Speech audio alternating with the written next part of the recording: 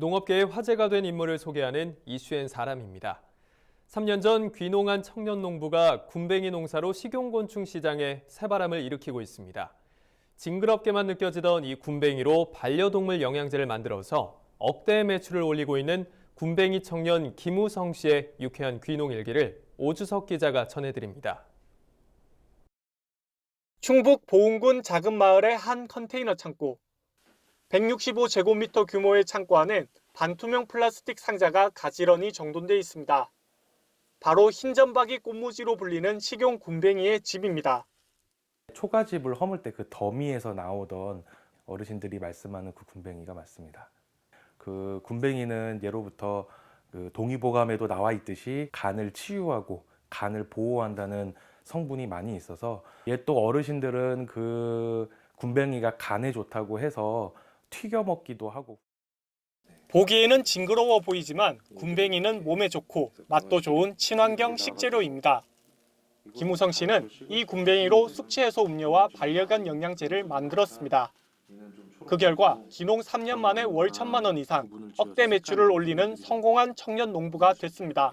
부모님께서 어려서부터 그 휴대폰 이동통신을 하셨었어요. 그래서 군대를 다녀오고 나서는 아예 이제 일임을 해서 매장 수가 3개, 뭐 직원도 뭐 거의 20명 뭐 그 정도로 많이 크게 했었었는데 월세를 감당하지 못해서 그렇게 이제 폐업을 하게 됐어요.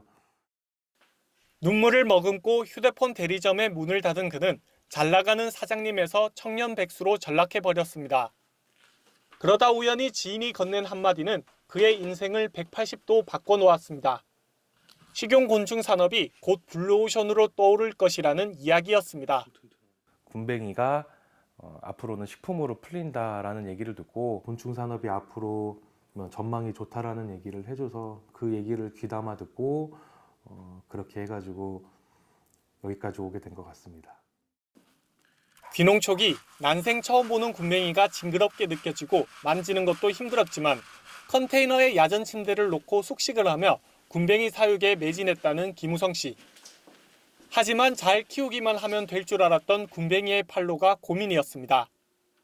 굼벵이를 음식으로 먹는 것에 대한 거부감으로 소비자들의 반응이 차가웠기 때문입니다. 무작정 들어간 곳이 반려동물 매장이었는데요. 그 반려동물 매장 하시는 분께 이것이 만약에 반려동물 간식이나 사료에 들어갔을 시에는 어떻게 생각을 하시냐, 좀 징그럽다거나 선입견이 있지 않으시냐고 여쭤봤었는데 보여주시는 게 이제 돼지 귀, 정강이, 뭐 송아지, 뭐 오리, 목뼈 이런 것들을 보여주셔서 이 반려동물 시장을 개척을 해보면 괜찮겠다.